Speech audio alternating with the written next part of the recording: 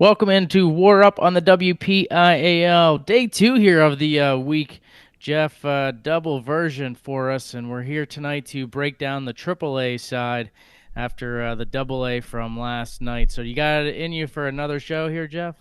Of course I do. I mean, I get up for AAA, as you mentioned crudely last night that I only cared about AAA. I would say we took a long time on AA, so proved you wrong. I think I like AA a lot. Well, I think AA extended longer because you were watching wrestling at the same time. So I you were was watching Austin DeSantos, Spencer Lee. So you were a little distracted. We're able to extend it out a little bit. Okay. All right. Well, we'll see. We'll see what happens tonight then. See what We happens tonight. know. We already know what's going to happen because you love AAA. I So. do. I do love AAA. What can I say? Well, let's start things off on the WPIAL side at 107 pounds. Top seed Nick McGarity ends up winning the title and looks strong in the final, taking out Tommy Gretz by major decision. Gretz had a great tournament, went in as the number 7 seed, ends up beating number 2 seed Michael Johnson in overtime in the quarters, and then beats Zach Rehak of Thomas Jefferson in the semifinals to get to that final. So you mentioned, Jeff, in the preview show that those guys should be seated a bit higher as far as Tommy Gretz goes, especially, but ends up working out. Gretz gets to the finals, and Bo Fennick finishes third and Rehak in fourth. Yeah, I mean, it all came out in the wash, right? And that was a tiebreaker 2 match. So I mean, it was a pretty damn close match, and I think we're going to see that again pretty early on at the West region. But I'll start with Michael Johnson and Tommy Gretz. That was a really good match. Gretz had to go through a gauntlet. He had to beat Nick Savannah, who ends up finishing in 8th place. He had to beat Michael Johnson, who finished in 5th place. Zach Rehak, who finished in 4th place, and that he avenged that loss. Right, he had lost to Rehak earlier at the section tournament, the Eastern section. So that, and he beats him 10-1, right? That was a really impressive win for him. But on the flip side, Nick McGarity comes out and just storms through. He gets 2 falls into the semifinals. Him and Bo Fennick, I thought, was a really good match. It was a 2-0 match. Bo was in that match. Bo kind of dominated coming up into that. He got a fall and then a tech fall over a tough Bryce Thomas. So McGarity came out, and I think we talked a lot last night about levels, and I think Nick McGarity is clearly on a level like, hey, he's in a state title contention. I absolutely believe that he's definitely in the conversation of winning a state title. I mean, we have him ranked number 2 in the state for a reason. The interesting part is this was so deep from the region standpoint. A guy like Anthony Jones, who has a win over the District 6 champion already this year, he does not finish in the top 8. He loses to Nick Savannah from Butler, which those two have battled a bunch. I don't know if Savannah has actually ever beat him before, but he gets a win at the right time because he finds a way into the top 8. I will say this, though. This is a very deep weight class for the WPIL. We've seen these guys flip back and forth for a couple weeks now. I think we could see it happen again. Yeah, you mentioned Anthony Jones, a very deep weight class indeed, and you wrestle this out. I mean, I think McGarity probably comes out on top most times, but 2 through 9, 10 are going to be different probably every single time. Anthony Jones had his picked the worst weekend, right, to have his worst weekend of the season. He struggled in even the opening round match against Jackson Hoy, had to go to overtime, then gets pinned in the first period against McGarity, and then drops down and loses to Savannah. So it was definitely a tough weekend for him. And Savannah gets that big win, but loses in overtime to Bryce Thomas, drops that 7-5 decision for 7th to Bennett Ferraro, so he doesn't get to advance either. So a couple of guys, that are solid guys that aren't even advancing on to this coming weekend in the regional tournament, which, Jeff, I mean, I think District 7 is going to fare pretty well here, again, at Canamac. Yeah, I mean, District 7 is going to fare well in a lot of these weights. The new region, right, the West region, and we talked about this, I think, first episode of the season, but we can probably talk about it again just to remind folks of what this is. So the Northwest AAA region is no longer, right? So last year, for last cycle, and for last, I'd say, about 8 to 10 years, it's included District 6, District 4, which District 4 and District 9 were combined. So District 6 and 4, 9, 10, and of course District 8 from the City League. The Northwest region went away. District 4 moves over to Northeast region, the Northeast AAA, which they had been in. I know back when I wrestled, they were in the Northeast region. So they're now back in the Northeast. District 9 opted to stay in the West. So now it's District 6, 7, 8, 9, and 10, all in the West region. The WPIAL qualifies 7 to the West region, unless there's a weight where a district like District 8 doesn't have enough guys. District 9 and District 10 combined to have their own district tournament, and that's why you'll see on the brackets like a 9/10. That just means the 9 and 10 advance together in the bracket. So it's kind of crazy because we've never had a West region quite like this before, where we've had so many districts join in the WPIL to get into the state tournament. There's going to be some weights where the WPIAL qualifies 5 guys. There's going to be some weights where they only qualify 3. I'd be very surprised if there's a weight where they qualify less than 3. But it's going to be an interesting weekend because District 6 and District 7 have a lot of top-end talent.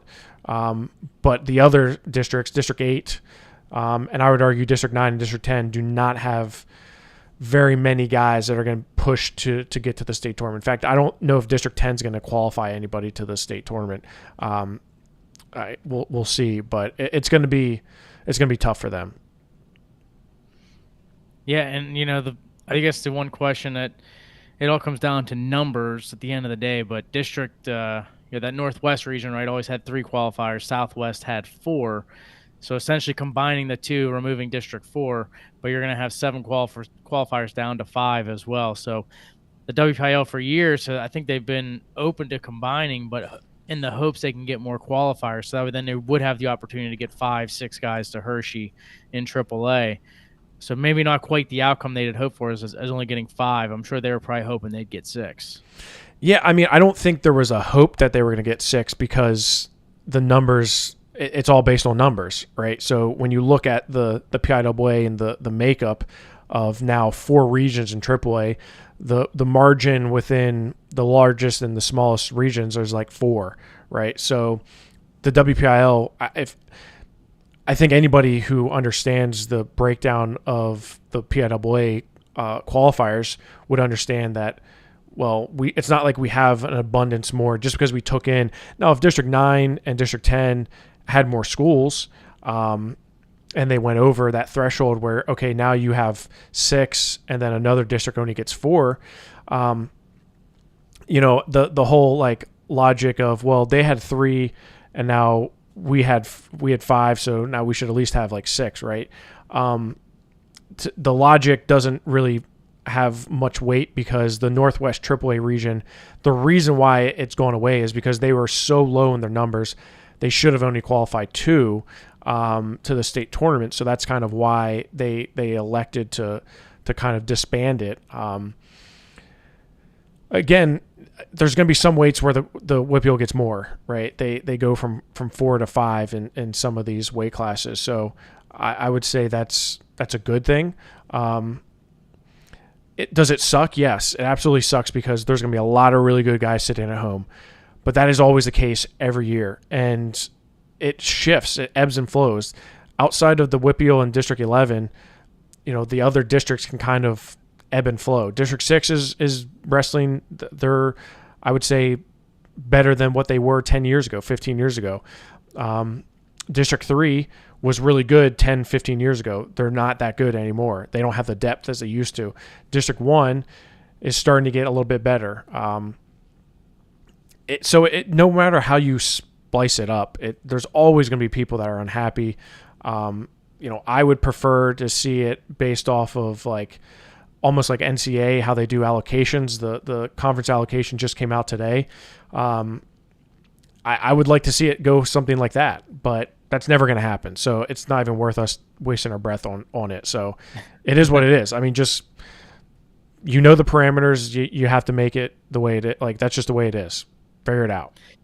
Yeah, and it's the cycles too, right? I mean, you look at some of these schools who, and you see it in the WPIAL all the time, right? Like a team like a Bell Vernon, for example, go to Double A, or Indiana, Double A, then Triple A, and then back to Double A. So, they're going back and forth. District 10 loses a big one, right? Cathedral Prep. I mean, they're one Yep. of a big district, and now all of a sudden they're down in Double A. So, you lose some of those teams, and all of a sudden the qualifiers end up shrinking. So the the numbers are definitely a huge factor, obviously, in figuring out those qualifiers. But back to 107 pounds, Jeff, and mentioning that District 7 being so strong, Nick McGarity may have the toughest matchup in the opening round because he draws Bennett Ferraro, the 7th place finisher out of District 7. Yeah, I would say that's probably the toughest draw. Outside of Bryce Thomas drawing Andrew Alexander, that's a tough draw for Bryce. But Andrew Alexander has a loss to Jones from Shaler at the King of the Mountain. So it kind of puts in perspective when you look at where he's at. And, Thomas finished sixth and Jones was not able to qualify. So on paper, you're like, okay, he should win that match. But Andrew Alexander's, he's very tough. He's long.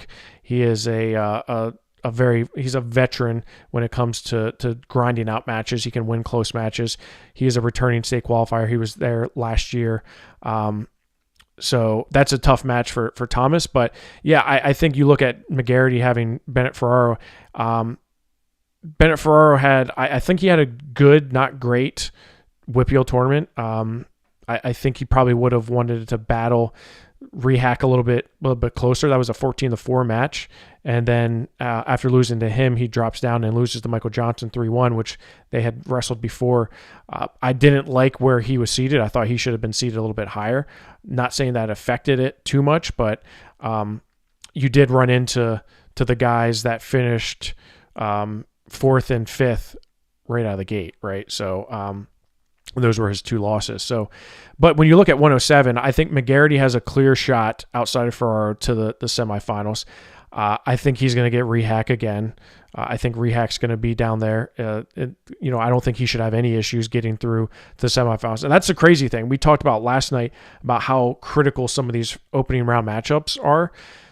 That's not the case in AAA in the West region. There's going to be a lot of cupcake matches in that first round.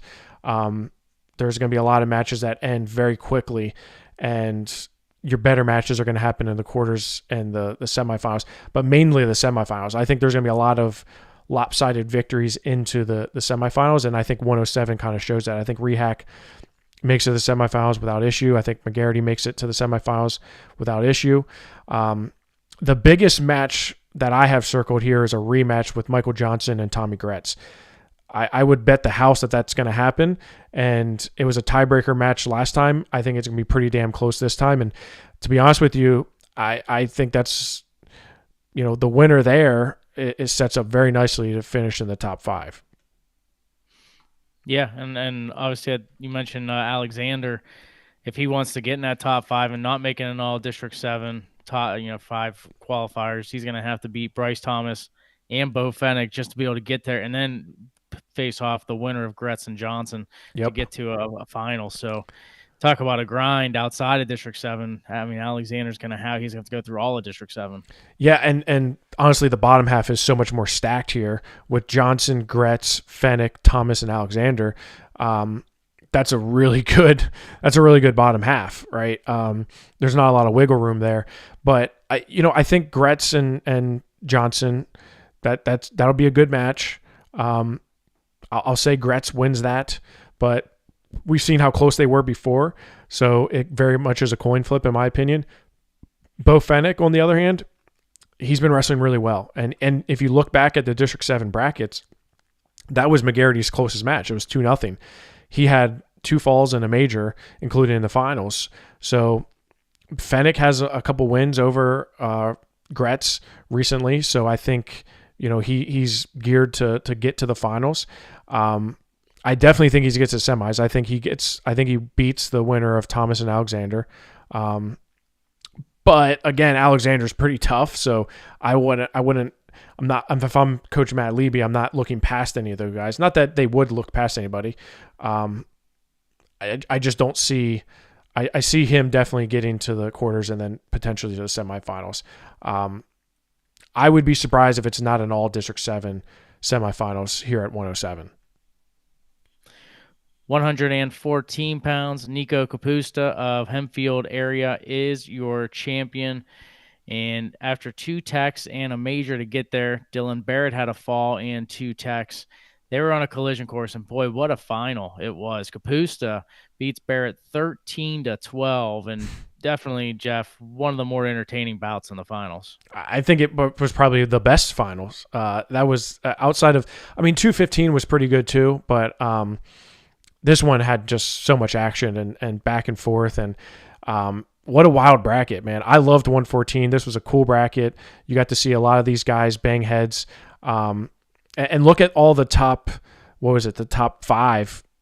All the guys from the top 5 were from where?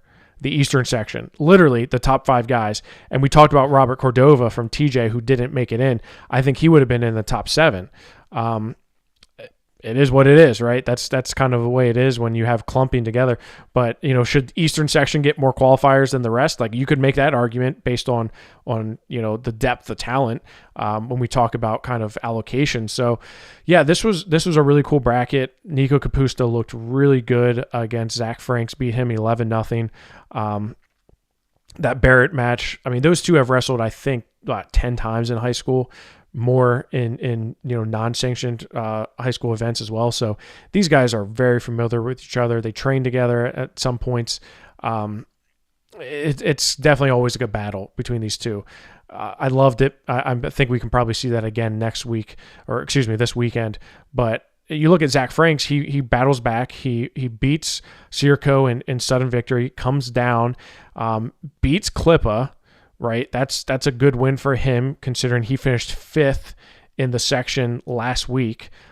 He finished 5th in the section, now finished 3rd. So he avenged that loss to Klippa, and then beats Colangelo from Franklin Regional. This is just a deep weight class in the Eastern section, and just like 107, you could mix it up a little bit and very well could have different results based on who's hot and who's not. Yeah, you mentioned Colangelo. He had a big win over Klippa 2-1 to advance to the semifinals. He finished in 4th.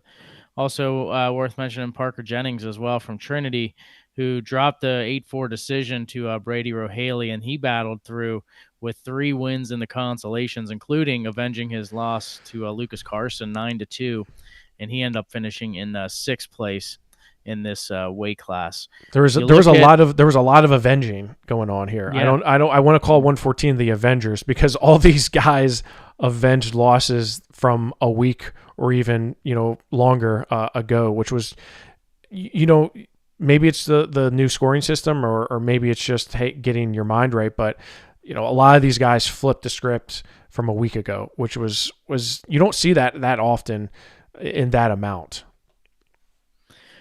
The win for Nico Capusta definitely helps him out in the West region, Jeff. Capusta ends up in the top half of the bracket. And boy, the bottom half is just loaded. You got Cale Davis, you got Dylan Barrett, Zach Franks, Mateo Gallegos, Colton Klippa. It is loaded in the bottom half. Yeah, he definitely got the benefit by being up top away from some really heavy hitters. But let's be honest, 114 is pretty good regardless, even on the top. So when you look at who's there, you have 3 guys outside of Capusta that were state qualifiers. You've got Aiden Thompson from Cranberry, who was a state qualifier last year. You have Gavin Heaverly from Central Mountain, who was a state qualifier last year. Hunter True from Harbor Creek, who was a state qualifier last year. So, yes, on paper, I'd rather be away from Cale Davis, Colin Klippa, Barrett and Franks and Gallegos. But for the most part, there's not really any hiding. He's going to get the Thompson Heaverly winner right out of the gate if he can beat Brady Rohaley, which I think he does. And I do think Capusta's favored in either one of those matches. But it's not going to be easy, right? Heaverly, I've got to see him a bunch this year. He's tough. All the Central Mountain guys seem to get up at the right time. Harbor Creek, I don't see a ton of. Chu lost to Gallegos in the District 9-10 finals. And I'll tell you what, Mateo is just, I mean, he was in the Powerade finals as a freshman, right? I really like him a lot. The best first round matchup has to be between two freshmen, Cale Davis and Colin Klippa. Cale Davis had a little bit of an injury. He was banged up, missed a decent amount of time. But let's not forget he was a guy that finished high on the podium at Powerade too. So he is somebody that I think if he is healthy and ready to go can make a very serious run. But he's going to have a very tough opening matchup with Colin Klippa, who's been wrestling pretty well as of late, and he's gotten he's battle tested for sure. Yeah, a lot of great matchups, and you got you mentioned Thompson from Cranberry. Titus Colangelo is right there. I like Colangelo to get to that semifinal, and we could see Capusta and Colangelo battle. But the question is how that bottom shakes out. To me, I think that's going to be the story. Can Barrett defeat the Davis Klippa winner and get to the semis as well? And how does that set up for the rest of the WPIAL and how they can get to how many they can get to Hershey? I mean, you look at the most updated rankings that we have. Gallegos number 2 in the state at 114 pounds. Capusta 7, Davis 8, Barrett 9. Right, Franks 13. Colangelo 14, Klippa 15, Heaverly 16. I mean, some of these guys aren't getting out, right? I mean, that's just the facts, right? And this is just I don't know. I mean, if it's the Cale Davis that wrestled at the Powerade tournament, he should have a top 5 finish. If it's the Cale Davis that wrestled at the Ironman or he's banged up, he's going to have trouble. Klippa's wrestling really well right now. Barrett and Davis did not meet when they wrestled or they didn't wrestle head to head at the Powerade, but Davis finished ahead of him. I don't know. I don't know how the bottom's going to shake out. And Gallegos, he's as cool as a customer as they come, man. He can win a 1-0 match. He can light up the scoreboard at the same time. But he's a freshman, right? I don't know what type of pressure there is on a guy who's as good as Gallegos is, but Barrett I know is going to be ready and poised. So that bottom half is crazy. I think that Davis Klippa match is huge. Barrett is going to have no problem getting to the quarterfinals. Franks is not going to have any problem getting to the quarterfinals. Gallegos shouldn't have any issues over Parker Jennings as well. I'm keeping an eye on Heaverly and Thompson, but I do like what you said about Colangelo. I do think he has a very good path to the semifinals. Yeah, and I think the way it sets up to it the WPIAL should have, I would think, at least 3 to advance here, and the wild card being what Davis does overall. But you gotta like how some of these guys in WPIAL are competing in this weight. Yeah, I would agree with you there, and I could see them potentially getting definitely 3, and depending on how the brackets shake out, they could get 4. 121 pounds, Leo Joseph of Latrobe, Nolan Rice of Connellsville meet again in the finals. Joseph winner in overtime, 6-3 to get the WPIAL title. Thomas Bencho of West Allegheny, he dropped an 8-2 decision to Rice in the semis, and he came back for 3rd place. Yeah, so, I mean, did you obviously you called the finals, so I assume you watched that Joseph and Rice match. That was a kind of a weird situation where it's almost like Joseph, and I didn't realize that he was down or it was going to be tied. I didn't realize that they had gotten another point to Rice, so, he was kind of surprised a little bit, and then they go to overtime and he gets a takedown. But those guys have battled sections, WPIALs. We'll see if they can meet again at the West region. But overall, I thought Rice had a good tournament. Banco had a really good tournament. I thought for a freshman, he came out, beat a very tough Pierce Reinhardt from Bethel Park, who himself had to go to tiebreaker to beat DeSantis from Penn Trafford. I'll tell you what, DeSantis, I thought he had a hell of a weekend because he comes out, wrestles Reinhardt very tough, and then comes down to the semi or the consolations, beats Schaumburg 6-4. That was a big win for him. That was after he beat Nathan Gulabon of Norwin. Then he beats Warson. loses to Benko, but then he comes back and beats Gardner 15-4. So I thought he wrestled really well. This is a fun weight class. To me, Thomas Benko is the one that's kind of like the dark horse. He looked really good at times, and I think he can make some noise. Coming back to finish third here in a pretty deep weight class. I think he's the one that I have circled as watch out for. Yeah, that was interesting, the Joseph Rice one, because he didn't realize he got hit for that third stalling call in that final. I think it was a mistake for him to keep a hold, right, and get that second stall. Right, just let him go. You got to know where you're at in that match. Know you already have a stalling call, and that Rice is able to get to his feet. Yeah, let him go, and then just fend it off on your feet, knowing that you have one stall call still to give and be able to win by one. Right. So I think that's he didn't realize it, but yeah, he got banged for two stall calls pretty quick, but fortunate to get it done in overtime. When you look at the regional, obviously they got one of the best here in the state with Braden Weaver at the top. But from there, guys like Joseph and Rice, and Bencho, they should do well. I definitely think they're going to do well. You look at Joseph, he's going to draw Gardner, Gianna Gardner from Kennemac, a freshman right out of the gate. I think he wins that. You'll see Colin Ballman from Central Mountain after that. I think he wins that one.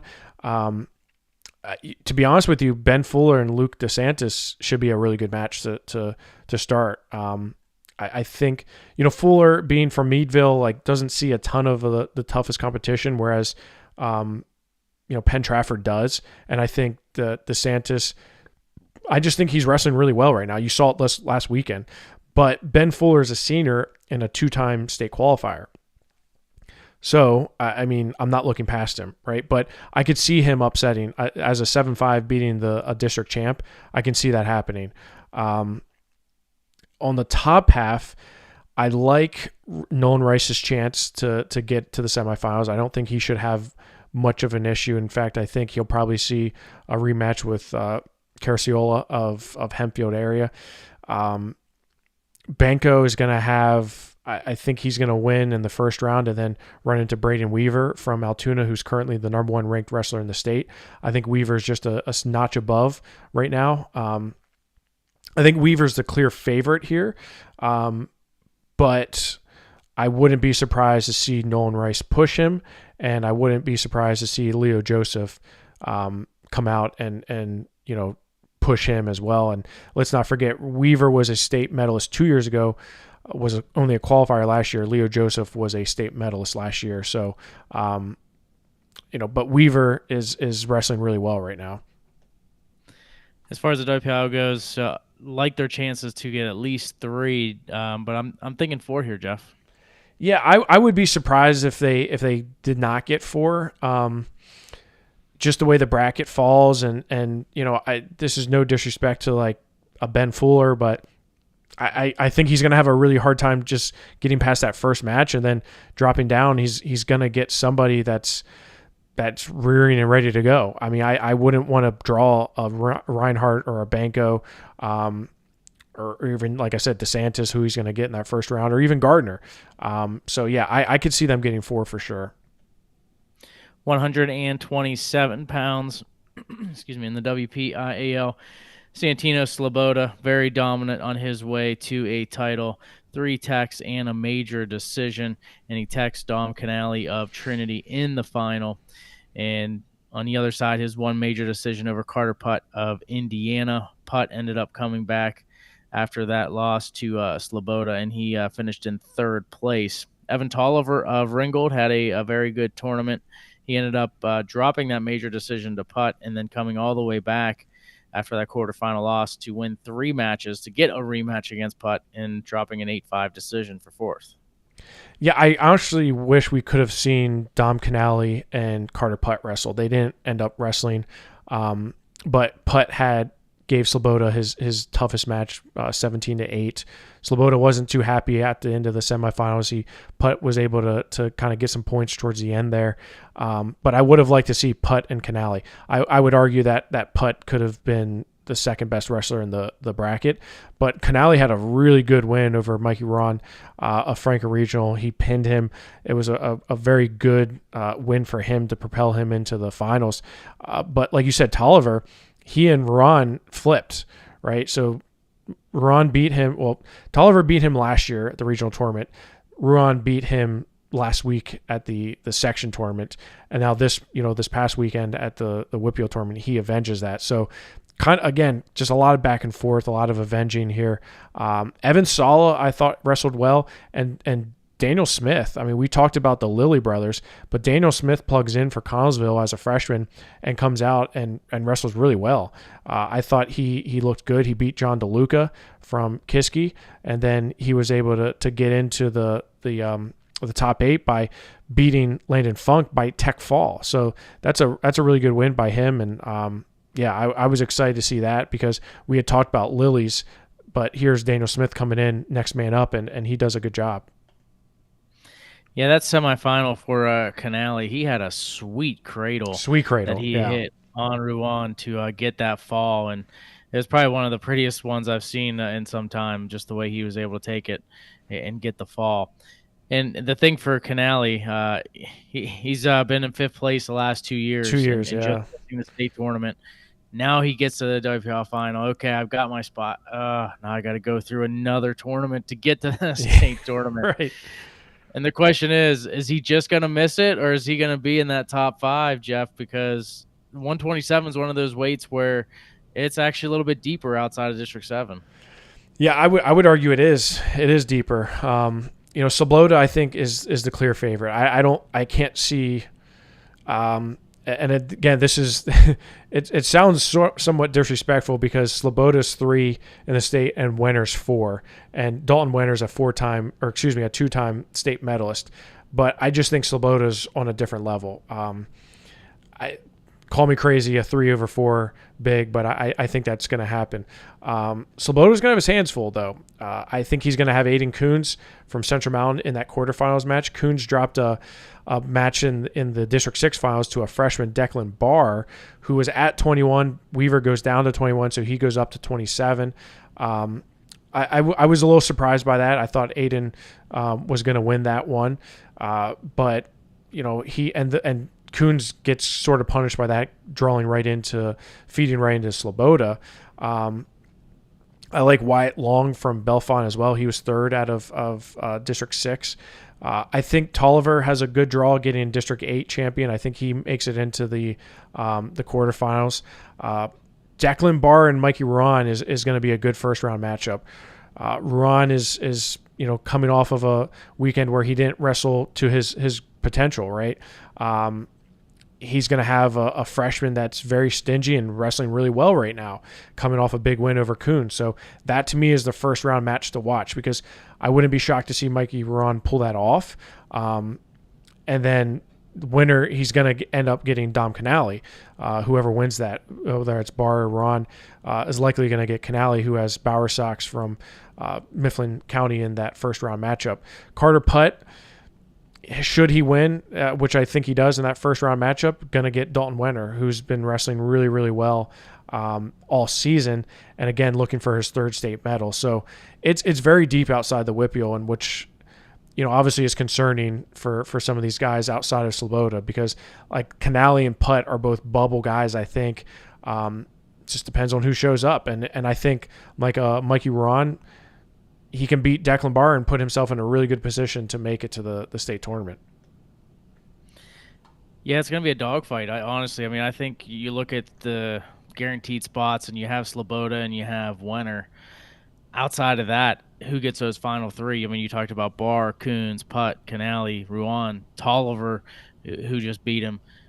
There's a lot of solid wrestlers, right? So, you can say that in every weight class, but I think this one is truly, to me, like on any given day, you could see a different outcome between those ones, and you only got 3 spots for, what I mentioned there, 6 names. So yeah, they're gonna fight, they're gonna battle it out for sure. But at the end of the day, at least WPIAL has a chance to, I would say, at least they could get 4. They could also only get 2. I would Four is pretty generous. I don't think I would be very shocked if they get 4 here. Looking at the most updated state rankings, Sloboda 3, Wenner 4 in the state, Barr 5, Kuhn 6, right? So you have 1, 2, 3, 4 guys ranked in the top 6 in the state, all from the same region. So that other tier, right, with Putt, Canale, Tolliver, Ruan, Wyatt Long, like only one of them is going to be able to get out from that. Should those 4 do what they're supposed to do?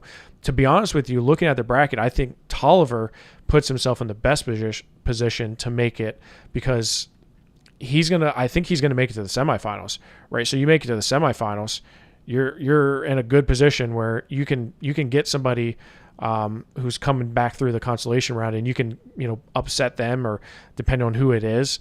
I like that draw for him. I just don't know. I really don't know. There's a lot of toss-up matches here. I think Barr Ruan is a toss-up, despite Barr having that good win over Coons.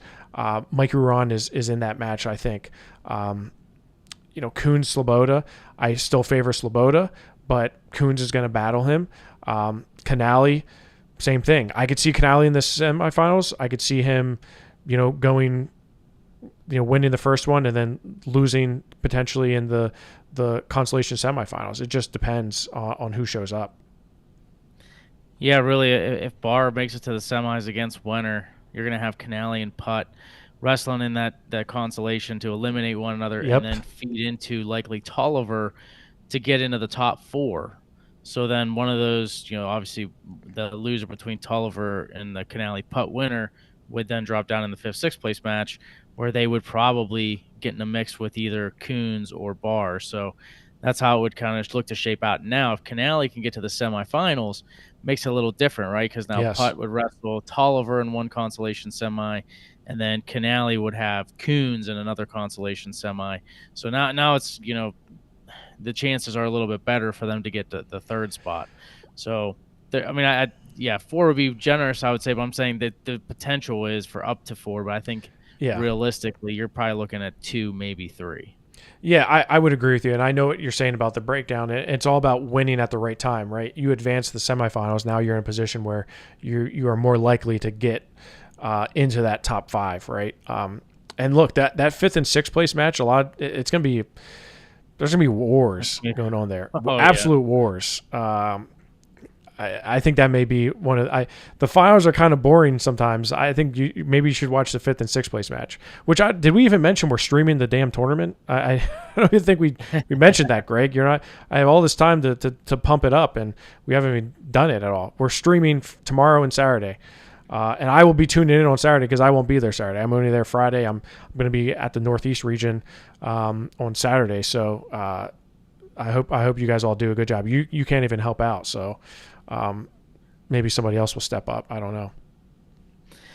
Yeah, and we'll have every single mat, right? So every single match Yep. will be here on Rockfin. So make sure you stick to the PA Power channel, so then if you're not able to attend any parts of it, you can at least tune in and watch the matches.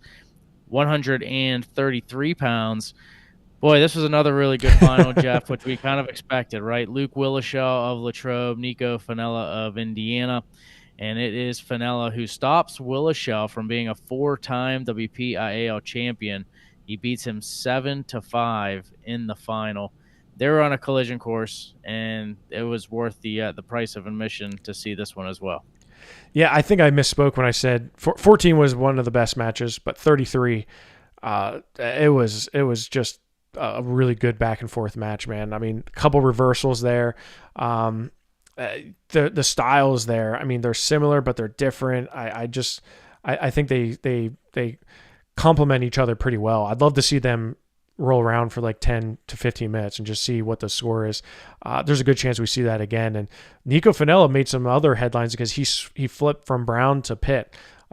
Mickey Philippi is at the Pittsburgh Wrestling Club, their RTC program now. He used to be at Brown. I think Fennell and Mickey are pretty close in a certain sense, so it sort of jives, right? But Nico Fenella headed to Pitt.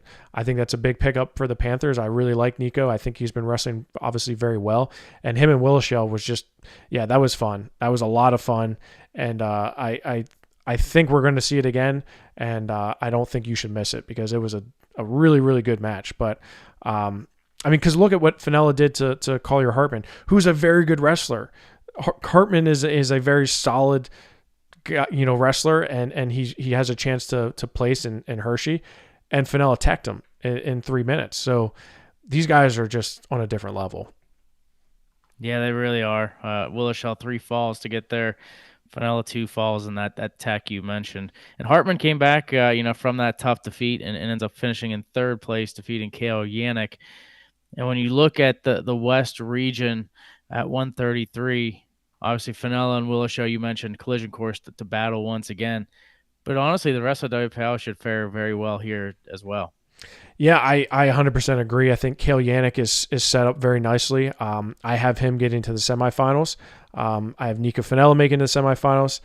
You look on the bottom half, I obviously have Luke Willishell making it to the semifinals, and I have Collier Hartman making the semifinals. Now, there's definitely some good first round matches. So Patrick Tarantella from Central Mountain, him and AJ Snatchko from West Allegheny, I think is going to be a really good match. That's one I want to watch. Chase Smith versus Caleb Anderson. Chase Smith of Franklin Regional, who missed some time this year with an injury, against Caleb Anderson, a guy who has been around for quite a while and has been wrestling pretty well throughout his career. And I think that's a really good first-round matchup. On the top half, Stedford and Fenella. Obviously, Fenella's pretty heavily favored in that one. But honestly, Cale Yannick, I think, is in a very good position to make the semifinals. So, he picked a good time to finish in high on the WPIAL podium. But I agree, the WPIAL is very heavy here. Wouldn't be shocked to see them get 5 guys through. 139 pounds, and a couple of different storylines here, Jeff. First off, Dom Ferraro, undefeated on the season, 3 falls to get to the finals. He seems like he's just rolling on all cylinders. And then Kai Vielma just comes in and just looks very strong. He had 2 falls, a 4-0 win over TJ Allison, but it was a solid win for Vielma, never in any danger. And then he gets that fall in the finals. Vielma gives Ferraro his first loss and gets a WPIAL title.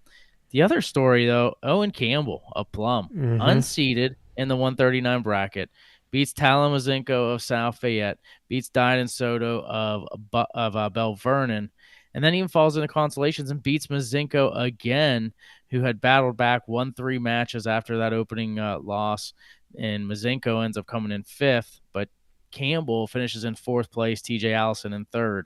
So Campbell had a heck of a tournament as well.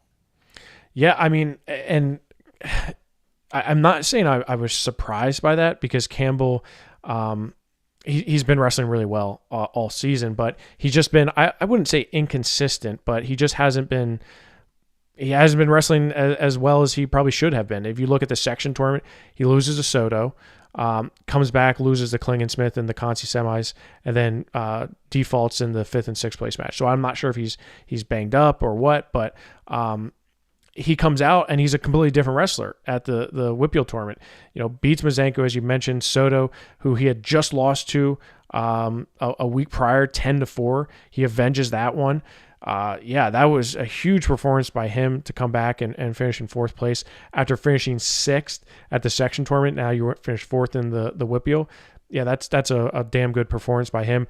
But I mean, we got to talk about Kai Vielma. I mean, the kid just he just came out and it was like, you know what? I mean, he seemed very cool, calm, collective. He was rolling around with Luke Willishell before the finals and ends up getting a bloody nose. He's wrapped up before the first whistle. And Dom Ferraro is really, really good. And he controlled the match in a lot of ways. I mean, yeah. Ferraro was he kind of was stuffed in some of these positions where he's typically, I thought he looked really good all throughout. I mean, beat Stout, he beat Campbell, and dominating fashion. TJ Allison looked very workmanlike. Just kind of savvy and doesn't do a lot to blow you away. But he beat Zach Hill 7-1. He's close with Vielma, and then gets a couple decisions in order to finish third place. Soto is the one that I have questions on. Is if he can be healthy, right? If he's healthy, because he had his shoulder all wrapped up, he looked like he was in some trouble a little bit, and he had a really tough match with Aiden Stout. That was a really close match. He had to come back to win that one, and then Stout falls in that 7th place match to Klingensmith. I thought Klingensmith looked really good too, but yeah, this one is kind of a weird weight because you have these guys that were outperforming what their section result was. So who knows? Who knows what it's going to be this next week? Yeah, and in the regional tournament, obviously this weight class here at 139, Vioma, Ferraro, you like them to be able to get 2 of those spots, but really the rest, 3 through 5, there's a lot of competition, and it's not even from District 7. Obviously, these guys beating each other up, but it could go a number of different ways. I agree with you. This one has the most uncertainty to me because Elijah Brogus from Cranberry, who is a 2-time state medalist, had a very uncharacteristic loss. He lost to a very solid state qualifier, but somebody that I just thought wasn't on his level. Because Brogus, I felt like, had been wrestling so well all season. Got to see him at the King of Mountain tournament. I thought he looked really good there. He's a 2-time state medalist. He finished 8th twice, and he loses to Jordan Rutten from Punxsutawney in the District 9-10 finals. So that puts him right up top, right? I was expecting him to win that and be away from Vielma or Ferraro and not have to see any of them to the semifinals. But he's going to end up, if he beats Cameron Garcia from Bellefonte, he's going to see Vielma right away in the quarterfinals. So, and Vielma doesn't have an easy route either. I mean, he's got Klingensmith right out of the gate. It's going to have either Brogus or Garcia. I think it's going to be Brogus. And then likely a Campbell or Everly. Camden Everly's is a solid wrestler from Mifflin County. So that top quadrant is a lot tougher than that bottom quadrant. On the bottom half, if before Rutan had that win over Brogus, I would have said that was a toss-up match between him and Mazenko. Now that he had that win over Brogus, you're thinking, if he wrestles like that, he could make it to the finals, right? But I wouldn't. I'm not going to put it past Dom Ferraro. I think Dom Ferraro can get to the finals as well. But that bottom half has TJ Allison and Soto and CM Poli from Altoona. Now he is a returning state qualifier as well. He had spent time down at 27 or at 45. He comes down to 39. He was a state qualifier last year as a freshman. Him and Dayton Soto is going to be probably the best first round matchup of the bracket. That one I have circled as a must watch, because if Soto is healthy like he was back at the Trojan Wars and throughout the county tournament, I think he's in that match. If he's not, I think it's CM Poli has the advantage there.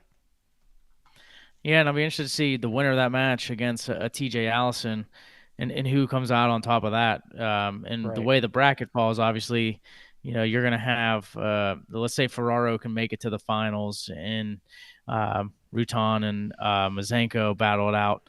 But at the end of the day, if Ferraro makes it to that final, you have TJ Allison. Let's say he gets to that semi, falls down, he'll have Brochus. So it's going to be a tough consolation semifinal bout. Owen Campbell, to me, Yeah, it's a good has a good draw. spot. Yeah. Yeah. Very good spot in the bracket. You like his chances to, in my opinion, get to the semifinal. And then from there, it's just you got to win one of your next 2, right? Even if you lose to Vioma, you only got to win one of the next 2 to get to Hershey. Yeah, you're right about that. I really like Campbell's draw, but I like Camden Everly too. So I'm not. It depends if it's the Owen Campbell from sectionals, he's not going to make the semifinals. If it's the Owen Campbell from the WPIAL, he should make the semifinals. So, and then you're right. You only have to win one of your next 2 to make it to Hershey. So we'll see how that plays out for the WPIAL 145 pounds. Ramil Islamov, Baldwin, boy, he was impressive. 4 technical falls to win the WPL title. He defeats Case Chop of Butler in the final. Chop had a big win in the semis over Ethan Higgins of Bethel Park, 4-2, and then Higgins comes back for third place. Yeah, so I mean, Chop avenged that loss to Higgins. They had wrestled earlier in the season with Higgins winning that. This time it was Chop 4-2. But Islamov is the story here. I mean, he was just so damn dominant. I mean, I got to talk to Ty Waters there, and Ty Waters, of course, NCAA All-American, state champion at West Virginia, formerly of West Allegheny, and he's and Islamov is going to West Virginia, and those two have kind of gotten close. And Islamov's like, look, like he told me, I can't give up any points, any takedowns, and I gotta get out there and do my job and get done. And the longest he wrestled was 3 minutes and 50 seconds. That was it. He was just completely dominant. I really think sky's the limit for him. He's got nothing to lose. I think going into the West region, he's feeling really good, and I can't wait to see him in Hershey. And he and Dalton Perry of Central Mountain on a collision course for one another, and should be a great final. Should those two make it there. Outside of those two, Jeff, WPIAL, how do you see the rest of it shaking out for 3, 4, 5? Yeah, I mean, so I like Dalton Perry on the top. Higgins and Thompson should be a good match. It depends on what Ethan Higgins shows up. I mean, Higgins has been in some good matches this year, but Thompson is a guy who was a regional fourth place finisher last year. I think that's a good first round matchup. If Higgins wins that and puts himself in the quarterfinals, he's in obviously a better position. I like Case Chop against Samson Deeb. Firestein and Elijah Elser from Brashear. I really like Elser from Brashear. He's one of the few District 8 City League guys that I think has a very legit shot of making it out. Elser's had a good season. He's missed some time, so it's hard to say exactly where he's going to be at. But Firestein could end up making it to quarterfinals and wrestling Chop. Wenner on the bottom half, Dane Wenner, he is going to have Calgaro in that first round. I think that's a really good first round matchup, to be honest with you. And Islamov, I think Islamov is definitely coming out on the bottom, and I think Dalton Perry's definitely coming out on the top. It's just a matter of can he get a couple wins to make it into the top 5? Same with Case Chop, Ethan Higgins, like those guys are all in that hunt. But there's going to be some guys that are going to battle them. So I would say over/under. I would say probably 3 for the WPIL, but I could see 4 depending on who shows up. If Higgins beats Thompson, could see him getting there. If Chop beats Deeb and Firestein, he's definitely going to get through. And Calgaro could beat Wenner, to be honest with you. Calgaro, I've been very impressed. He's gotten better and better as the year goes on. So I wouldn't be surprised to see him win that. Yeah, it should be really good for the WPIL to get, to your point, at least 3 and potentially 4.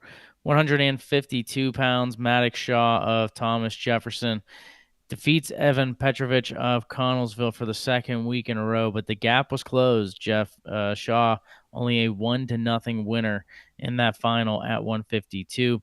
Luke Dunlap, a South Fayette, had a big win over Darius McMillan of Peters Township in the quarterfinals, 5-2. They end up meeting again for third and fourth, and McMillan avenges that loss with a 9-7 decision.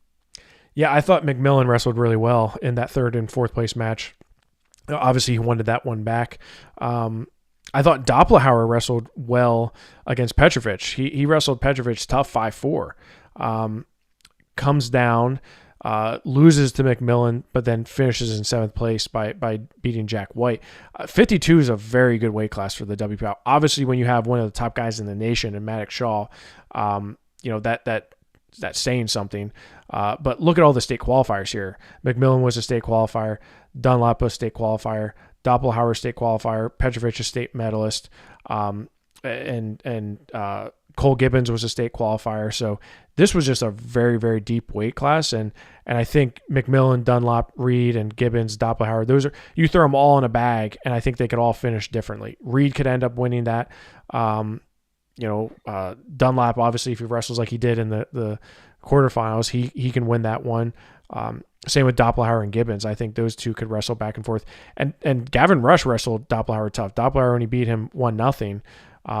So there's some really good guys like Luke Ankeny, Gavin Rush sitting at home. Just the way it is. It's a very deep district. That's kind of the way it's always been. Yeah, tough draw for Doppelauer. So you mentioned he battled Petrovic tough, who finished second, then lost to McMillan, who finished in third. So he finishes in seventh, but really a loss to the second and third place guys. And then he gets the draw of getting Maddox Shaw out of the gates to start at 152. So Doppelauer is going to be one of those guys who he's going to fall into the consolations after that first match and be that dangerous guy that you don't want to fall to from the winner's bracket down as it goes on. But when you look at Shaw, Petrovic, they're the top two guys in the state, so you got to like them here to potentially meet again.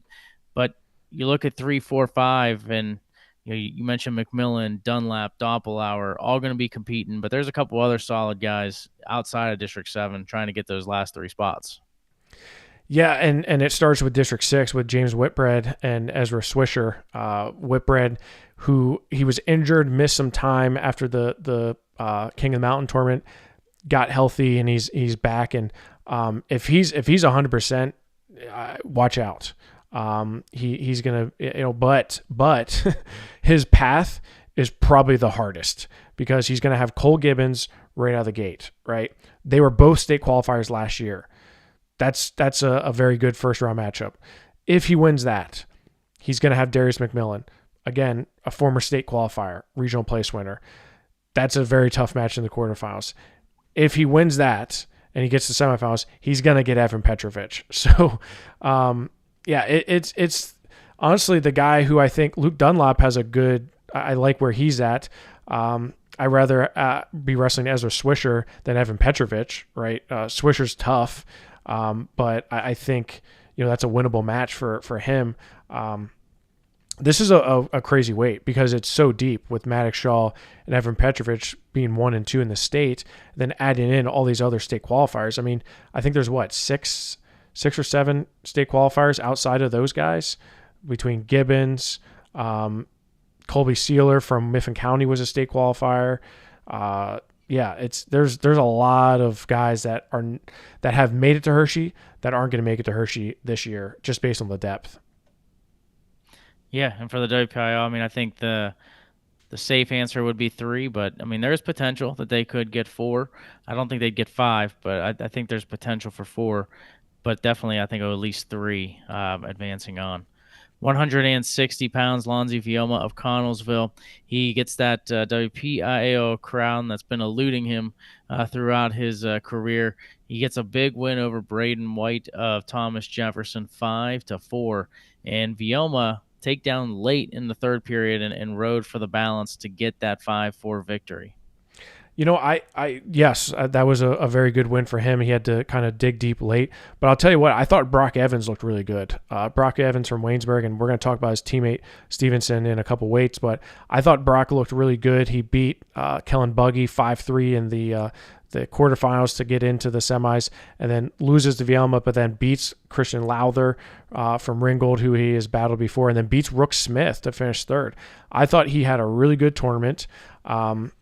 But Rook Smith had a decent tournament too. He beat Costa in that quarterfinal matchup with those two hadn't met before, with Costa winning that one. So Braden White is right there. He's right there with Lonzy Vielma. That's a returning state medalist, Division I commit. So a lot of depth here. Again, state medalist, state qualifier. And this is going to be fun in the West region, but I think the WPIAL is going to be able to hold their own. Yeah, and you got a lot of those guys that are going to battle each other, right? Luke Sipes of Altoona comes into this weight as the favorite in the West region, but outside of Sipes, Jeff, I think the WPIAL is going to fare pretty well. Yeah, I agree with you, and we may be a little biased, but I 100% think outside of Sipes, I could see them getting 4 guys through. Rook Smith has a good first round match. I think he's going to get a win there. Braden White, I think, makes it the semifinals. I think he beats Rook Smith in the quarterfinals. I think Brock Evans and Luke Sipes wrestle in the quarterfinals, with Sipes winning that. I think Sipes has beaten Braden White at least twice this year, Powerade and Midwinter Mayhem, maybe even a third time. But I think Sipes is definitely going to make it to the finals on the top half. But Braden White's going to battle back for a top 5 finish. I like Lowther's draw. I think Lowther makes it to the quarterfinals, and I think he has a good chance to beat Noah Weaver from Belfont. But we'll see that. So Lowther could be put in a really good position to make the semifinals.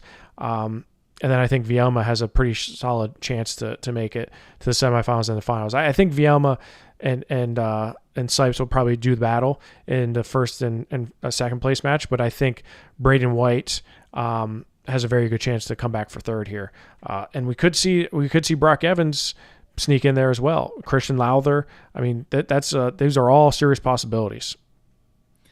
Yeah, if Lowther makes the semifinals, it's going to be interesting, right? Because I think to your point, I think Braden White, I like him to finish in third. But then you have Brock Evans and probably Rook Smith wrestling in the consolation. Winner gets into Christian Lowther. Winner there goes to third and fourth. Yep. And then the loser is going to have to drop down for fifth and sixth. So just how the bracket is, right? Brock Evans and Rook Smith, that's going to be a battle. One gets eliminated and one is going to potentially move on to try to win one of the two matches for a spot. So yeah. To me, the WPIAL is going to fare well, but going to beat each other up a little bit in the consolations. 172 pounds.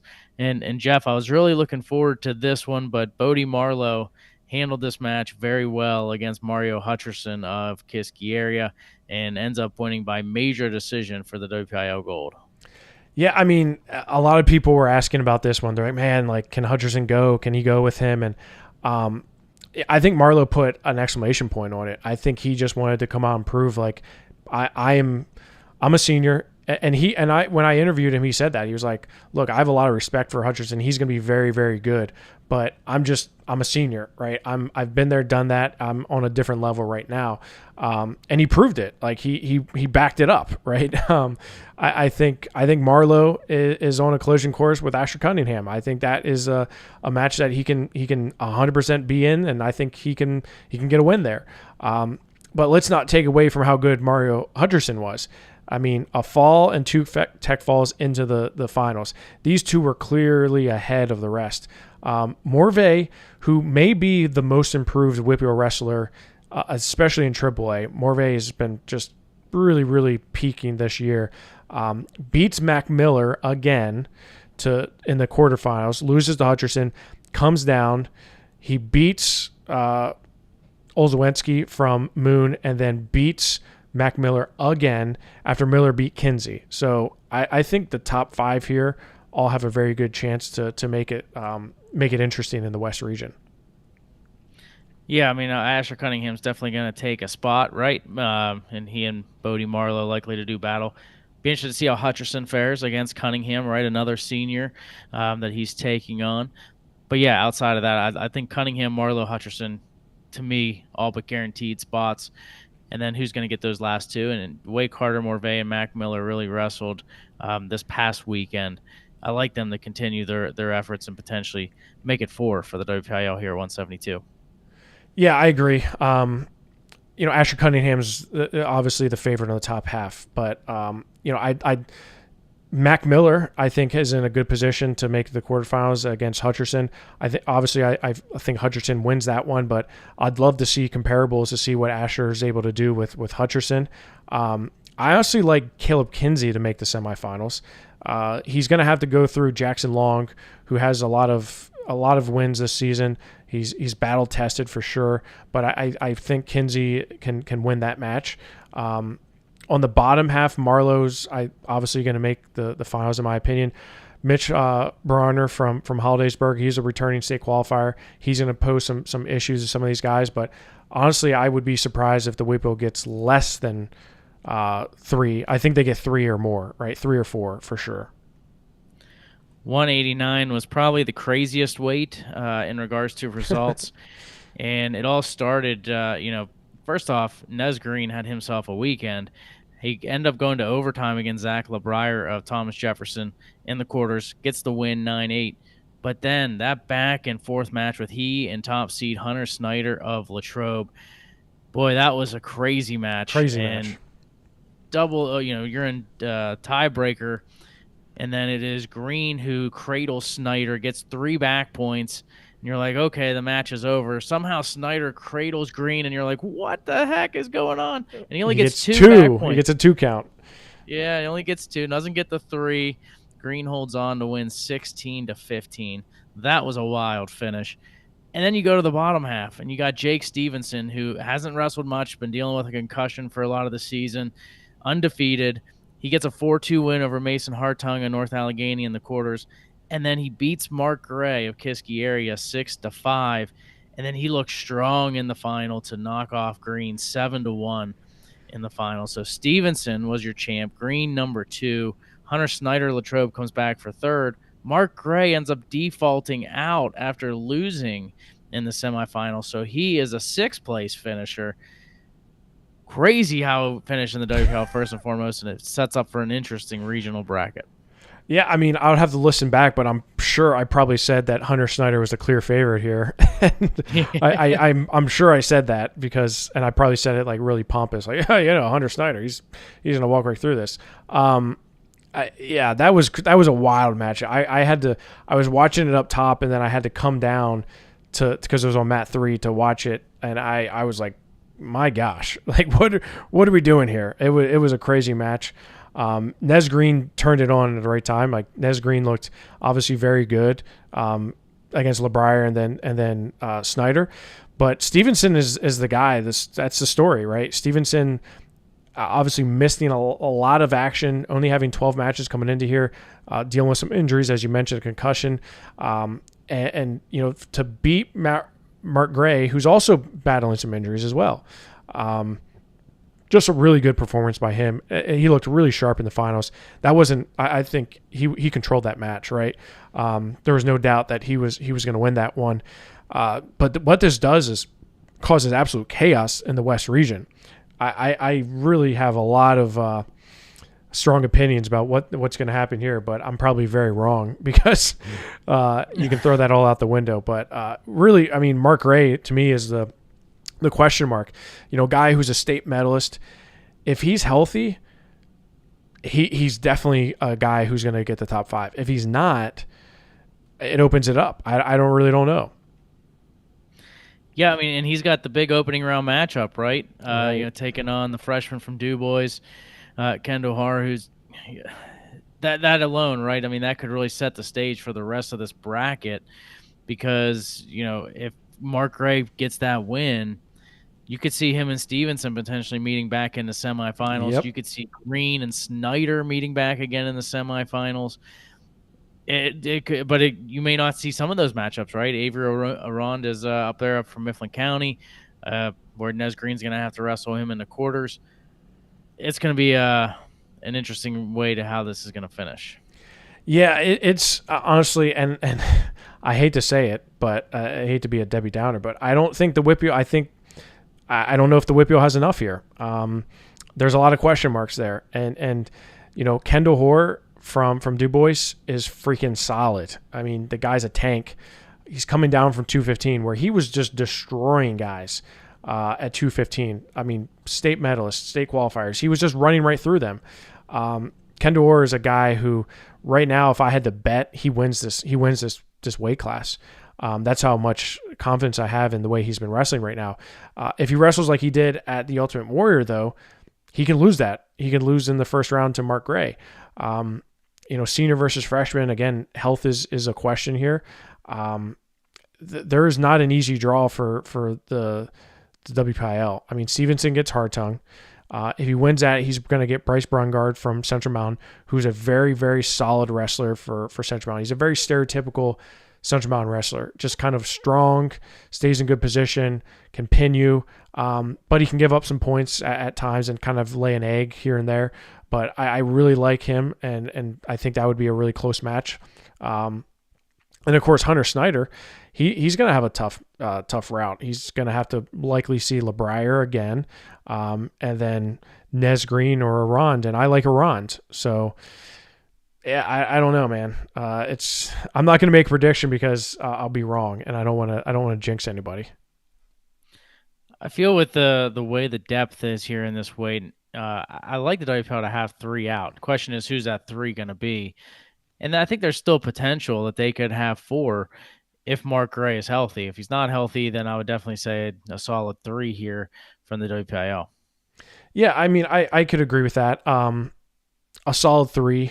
I think Arond and Hoare are definitely getting through, one way or another. I just think they're taking up 2 spots, and then it's just and I would say Hunter Snyder too. I mean, I know he didn't have the best weekend last weekend, but just looking at the overall, just body of work, I think Hunter Snyder is definitely going to get into the top 5 here. I would be very shocked if he doesn't. So those 3 right out of the gate, I think are definitely going to be in the top 5. It's just a matter, can Stevenson replicate what he did last weekend? Can Nez Green battle? And how healthy is Mark Gray? 215 pounds. We're looking forward to this weight class, and it certainly did not disappoint. Elijah Brown ended up winning by fall, and it was a tight match before the fall over Roman Thompson of Central Catholic in the semi. Cooper Roskowski beats Jake Conroy 5-4, and then Brown beats Roskowski 6-4 to win the title. Roman Thompson ends up having a tough one with Roan Tustin, a 5-4 win in the consolations, and then he ends up beating Conroy. Had a tough weekend, did Conroy. Thompson beat him 6-1. Tustin back in for 5th place. And Tustin was that one wild card we talked about last week, Jeff, right? Because he ended up having to wrestle in the pigtail round just because he forfeited out of the section tournament. Turns out he was dealing with the flu bug that was going around, so he's back and no longer sick, and so he looked like every bit of, maybe not quite to the level of those top 4, but he's pretty darn close. Look back more of that state qualifier that we saw last year. So a solid top 5 in my opinion here from the WPIL, and based off of this past weekend, Conroy obviously didn't have his best weekend, but it seems like Brown is the top guy, but they're all pretty close. Oh, they're all very close. I mean, Roskowski pushed, and he was close. He was close of capping off a hell of a weekend where he beats the number 1, number 2 guys in the state. Now, obviously, when you talk about where they stand in the rankings, I mean, these guys are 1, 2, and 3 in the state, right? And then you throw in Roman Thompson, he was 4. So now you flip it around, and Roskowski beats Conroy, and then Thompson beats Conroy. Conroy at one time was number 1 in the state. He's down to number 4. But these 4, Brown, Roskowski, Thompson, and Conroy, are 4 of the best, not only in the WPIAL, not only in the West, but in the state. I think these 4 are going to do very, very well, and I think you can flip them around. They've all kind of beaten each other up a little bit, right? Brown has a loss to Conroy. Conroy has a loss to now Roskowski. Now, Brown has beaten Roskowski now 3 times. It's hard to beat somebody 3 times. It's a hell of a lot harder to beat him 4 times. So, but these top 4 are just so damn solid. I can't see anybody else touching them. Not only here, but at the West or state tournament. Yeah, and to be honest, the way I saw Roan Tustin wrestling as well, Jeff, I think he could even get that number 5 spot, and this could be all WPIAL here at 215. Yeah, I would agree with you. I still had some question marks with Tustin, and he's down a weight, and just like a lot of those Waynesburg guys, we just haven't seen a whole heck of a lot of them, right? We're so used to seeing them wrestle in the team tournaments and just seeing their top guys bang heads with a lot of the best ones. You look how the brackets are set up. Tustin's going to get Roskowski in the quarterfinals. I like Roskowski in that one. Thompson, I think, has a very favorable draw to the semifinals. He'll likely get Brady Collins and Carter Wilson should be a really good first round matchup. I think that's a toss up, but I still favor Thompson to get to the semifinals. So I think it'll be Roskowski, Thompson in the bottom half semifinals, and obviously I think it's going to be Brown and Conroy on that other one. I again, I don't see anybody in this weight touching those top four. 285 pounds, Shep Turk of Thomas Jefferson. He was your champion. He defeats Philip Rierick of Armstrong 4-1 in the final. Rierick had 3 falls to get to the final. And then it was Cam Dana of West Allegheny who dropped the 5-0 decision to Turk, and he ends up coming back for 3rd place. Yeah, and to be honest with you, the Cam Dana and Ben Lloyd match was the one that I had circled as one to watch. That was a section finals rematch. Dana ends up winning that one in overtime, and then battles Turk. I thought he battled Turk well, 5-0. Rierick looked solid, right? He looked like he was poised to get to the finals. He had a tough win in the semifinals over the guy he had beat in the section finals. This was an interesting weight class because the top 4 are all pretty solid, but then you had Owen Rush. Owen Rush, I mean, I wasn't even sure if he was going to be the starter this year as a sophomore at heavyweight. He comes out, and now he's in the top 5 of the WPIAL tournament. That was a really, really good performance by him. I was very impressed with him. He beat Michael Gibson. D'Angelo Hamilton beats Ben Lloyd, and then Rush beats Hamilton in tiebreaker. Rush, again, very impressed by him. Ben Lloyd's a returning state qualifier, and he finished 7th, so he just barely got in. And this is a guy who had been to the state tournament a year ago. When you look at the West Regional here at 285, Jeff, how many from the WPIAL do you see advancing on? Well, you got to like Turk, right? I mean, Turk is definitely somebody who is one of the top in the state, so I definitely see him getting on. I think Peyton Kearns from Mifflin County is likely going to get through on the bottom half, so a one non-WPIAL wrestler here. But outside of that, I think the WPIAL gets 4 guys. I think Shep Turk is going to be one of them. I think Rierick is going to be another one. I think he makes the semifinals. I think Cam Dana has a very good chance as well, but he's going to run into Kearns in that quarterfinal matchup. So I think I wouldn't say I'm favoring Kearns, but it's heavyweight. So like it's 1-0 is a real possibility either way. But I honestly like the WPIAL in all 4 of these. I think they can get 4 guys through to Hershey. Wrestling underway at Cannon McMillan for the West Regional starting tomorrow. And Jeff, should be a lot of fun this weekend. And if you want to watch any of the action, make sure you stick here on Rockfin. We'll have all of it for you. It's going to be every single mat, every single match. You'll be able to tune in anytime you want to watch any of the matches. So we'll be right here, right at your fingertips to be able to watch the wrestling action. Yep. It's going to be a hell of a weekend, Greg. I'm excited. The first ever, and it's going to be a bloodbath. It's going to be a war. It's going to be a war. And I would be lying if I said I wasn't excited to see who comes out on a lot of these matches. And then next week, Jeff, we'll probably do something the same way, right? We'll do a AA show and then a AAA show to we'll recap these regional tournaments, but talk about the state tournament as well. It was, 1 weekend away from wrestling action in Hershey. You'll think about it, this time next week, we'll be wrestling up there. So, talk about the wars that are going to take place, and then we're going to see one more week next week as well. Yep. For Jeff Upson, I'm Greg Warnock. We appreciate you listening in and watching in to the AAA side of WarUp on the WPIAL.